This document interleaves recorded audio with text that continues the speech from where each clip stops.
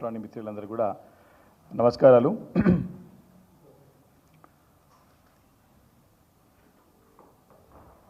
ఈరోజు గత 2-3 రోజుల నుంచి కూడా చూస్తూ ఉన్నాం.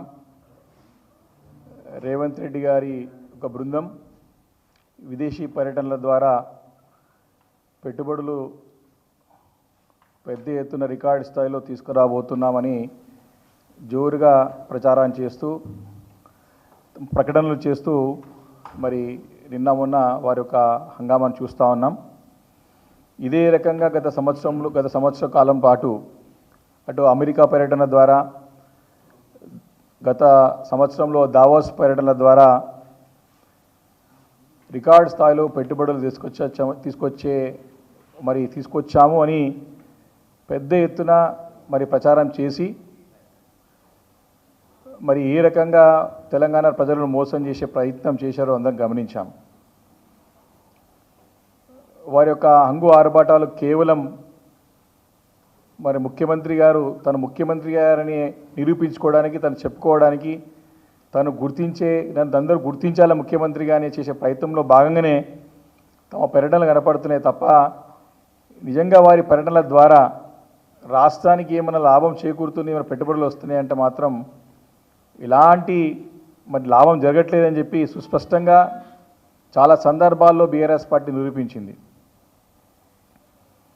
వారి వ్యవహారం ఏ రకంగా ఉందంటే గత కేసీఆర్ గారి ప్రభుత్వంలో చేసిన దానికంటే మేము బాగా చేస్తున్నామని చెప్పే ప్రయత్నం, గత ప్రభుత్వంలో అన్ని తప్పులు జరిగాయని చెప్పి నిరూపించే ప్రయత్నమే తప్ప ప్రజలకి చక్కటి పరిపాలన అందించాలా, ప్రజలు తమకు అవకాశం ఇచ్చారు నిలబెట్టుకోవాలనే ప్రయత్నం ఎప్పుడు కూడా కనపడలేదు.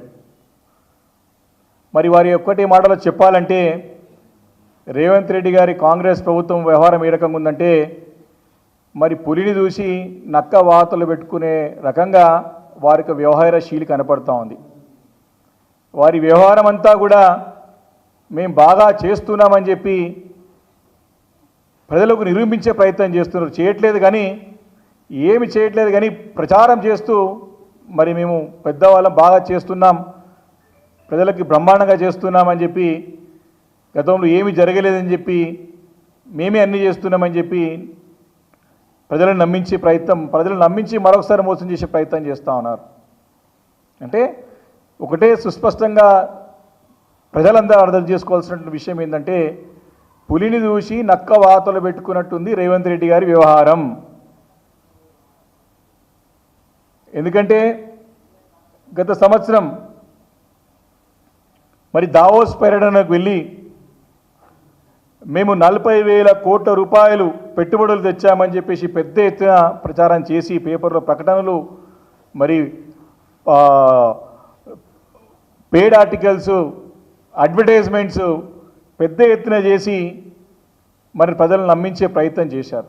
అంటే కాంగ్రెస్ పార్టీకి వెన్నుతో పెట్టిన విద్య ఏంటంటే ప్రజలను వంచడం, ప్రజలను మోసం చేయడం, ప్రజలను దగా చేయడం కాంగ్రెస్ పార్టీకి రేవంత్ రెడ్డి గారు ముఖ్యంగా వెన్నెతో పెట్టిన విద్య. వారు స్పష్టంగా 40,232 కోట్ల రూపాయలు గత దావోస్ పర్యటన ద్వారా పెట్టుబడులు రాష్ట్రానికి వస్తున్నాయని చెప్పి ప్రకటించిన సందర్భంలో బీఆర్ఎస్ పార్టీ స్పష్టంగా ఇవన్నీ కూడా బూటకం, అన్నీ కూడా ఫేక్, మీ ప్రకటనలన్నీ కూడా ప్రజలని మభ్యపెట్టడానికి, మీ ప్రకటనలన్నీ కూడా గత ప్రభుత్వం కంటే మేము బాగా చేస్తున్నామని చెప్పి చిత్రీకరించడానికి, మోసం చేయడానికి చేసే ప్రయత్నమే తప్ప మరి దాంట్లో వాస్తవం లేదని చెప్పి కరాఖండిగా అసెంబ్లీ వేదికగా అనేక వేదికల పైన మీరు తెచ్చింది కేవలం అంటే దాంట్లో అన్నీ కూడా దాదాపు అన్నీ కూడా అనుమాన స్థితిలో, అంటే అన్నీ కూడా దగ్గర ఫేక్ పెట్టుబడులు. దాంట్లో 40,232 కోట్ల పెట్టుబడులలో అదానీ గ్రూప్ నుంచి అనుమాన స్థితిలో ఉన్నటువంటి యొక్క పెట్టుబడులు 12,400 కోట్లు. దాంతోపాటు గోడి ఇండియా అని చెప్పి కేవలం 160 కోట్ల రూపాయల విలువ ఉన్నటువంటి కంపెనీ 8,000 కోట్ల రూపాయల పెట్టుబడులు, అంటే దాదాపు 20,400 కోట్లు బూటకం, ఫేక్ అని ఆ రోజు నిరూపించాం. మరి ఇంకా కొన్ని గతంలో బీఆర్ఎస్ హయాంలో కేటీఆర్ గారు పరిశ్రమల శాఖ ఐటీ శాఖ మంత్రిగా ఉన్నప్పుడు మరి గత కేసీఆర్ గారి ప్రభుత్వంలో మరి జేఎస్డబ్ల్యూ వెబ్వర్క్స్ గోద్రేజ్ ద్వారా 14,500 కోట్ల రూపాయలు గత బీఆర్ఎస్ హయాంలో ఎంఓఈలు అయినాయి. మళ్ళీ అవే తీసుకొచ్చి మేము తీసుకొచ్చామని చెప్పి ప్రజలని తప్పుదోవ పెట్టించే ప్రయత్నం చేశారు.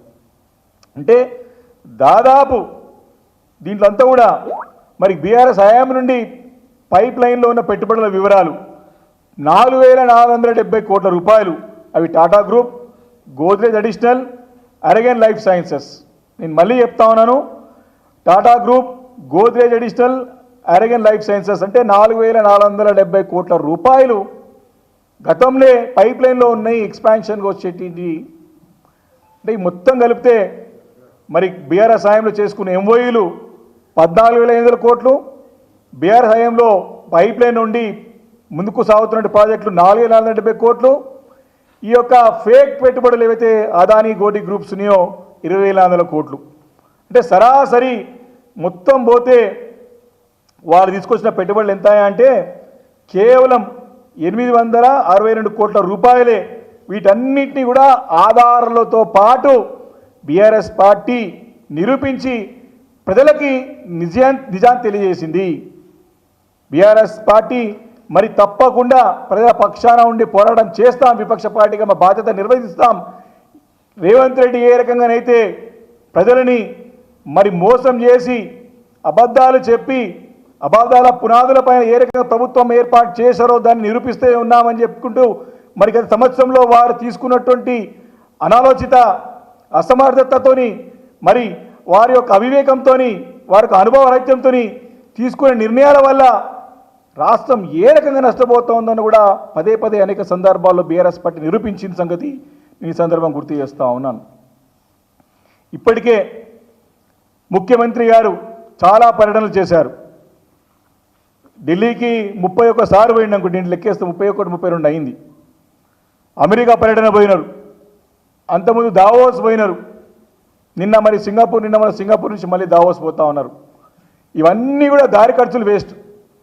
వీరి పర్యటనల ద్వారా రూపాయి లాభం లేదు రాష్ట్రానికి.